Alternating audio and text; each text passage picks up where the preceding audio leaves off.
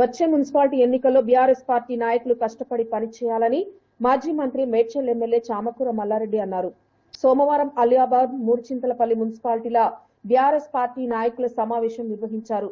ఈ కార్యక్రమానికి మాజీ మంత్రి మేడ్చల్ ఎమ్మెల్యే మల్లారెడ్డి పాల్గొని నాయకులను ఉద్దేశించి ప్రసంగించారు.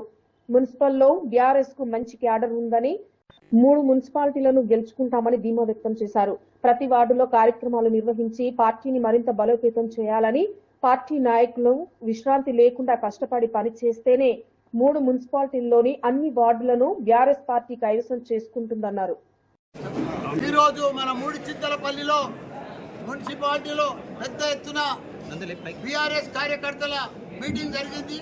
ఎలక్షన్ సందర్భంగా దానికి మా అధ్యక్షులు మల్లేశన్న గారు, మా మధుకర్ గారు, మా జహాంగీర్ భాయ్ గారు, మిగతా అందరూ కూడా పెద్ద ఎత్తున అరేంజ్ చేసిండ్రు. అసలు ఇది అసెంబ్లీ మీటింగ్ లెక్క జరిగింది. ఒక చిన్న మున్సిపాలిటీ మీటింగే అంతమంది కార్యకర్తలు, మొత్తం మండలం మున్సిపాలిటీ కథలు వచ్చేసి యువకులంతా వచ్చేసారు. ఎక్కడ చూసినా, ఎందుకంటే మేము 2 ఏళ్ళు అయింది కాంగ్రెస్ మనకు మోసం చేసింది. ప్రజలందరూ కూడా మనకు ఒక నీళ్ళు ఇవ్వలేదు, ఒక కరెంట్ సరిగ్గా ఇవ్వలేదు, ఒక పింఛన్లు సరిగ్గా ఇవ్వలేదు, ఒక ఆడబిడ్డకు 2,500 ఇస్తాన్నారు, అది ఇవ్వలేదు, తులం బంగారం ఇస్తాన్నారు, అది ఇవ్వలేదు, ఆడ చిన్న స్కూల్ పిల్లలు కాలేజ్ పిల్లలకు స్కూటీ ఇస్తున్నారు, అది ఇవ్వలేదు. అన్ని మాయ మాటలు చెప్పారు. ఏది మాపు కాదు, ఏం చేయలేదు. వాళ్ళు ఏం చేస్తలేరు. పెద్ద ఇట్లా రౌడీల లెక్క తిరుగుతున్నారు, వాళ్ళు దాదాల లెక్క తిరుగుతున్నారు. మేము అది చేస్తున్నాం, ఇది చేస్తున్నాం. ఇదే వదిలేసి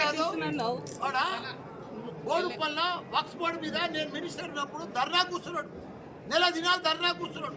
ఇప్పుడు 2 ఏళ్ళ ప్రభుత్వం వచ్చి 7,000 ఇండ్లు మరి వక్స్ బోర్డుకి తీసేయాలి కదా. ఆయన గవర్నమెంటే కదా. దానికి కాకుండా ఆయన పార్టీ ప్రెసిడెంట్ కూడా అయింది కదా. మన జిల్లా పార్టీ కాంగ్రెస్ పార్టీ ప్రెసిడెంట్ కూడా అయింది కదా. వజ్రేష్ చెయ్యాలి కదా. అదే మాదిరిగా ఎస్సీలకు 360 ఎకరాలు 100 ఎకరాలు సాగు చేపించిన యాక్షన్ పెడితే వాళ్ళు కాంగ్రెస్ వాళ్ళు కేసు చేపించి స్టేజ్ ఇచ్చారు. వాళ్ళ తాతాలు చచ్చిపోయారు, మన్మలు చచ్చిపోయారు, బిడ్డలు చచ్చిపోయారు. కానీ అది కులం సెటిల్ కాలేదు. దాన్ని ఫైనల్ చేస్తే దాన్ని కూడా ఫైనల్ చేయలేదు. 20 ఏళ్ళ కట్కేసారి ఫ్లైఓవర్ వచ్చింది. దానికి 20 కాంగ్రెస్ టైంలోనే సురువు చేసింది. మొన్న నా ఆయంలో సగం బ్రిడ్జి కంప్లీట్ చేసిన నా గవర్నమెంట్ పోయింది. ఇప్పుడు 2 ఏళ్ల సంఖ్య ఆ కాంట్రాక్టర్ సత్యరెడ్డి పని చేస్తున్నాడు, కానీ బిల్లులు ఇప్పించలేదు.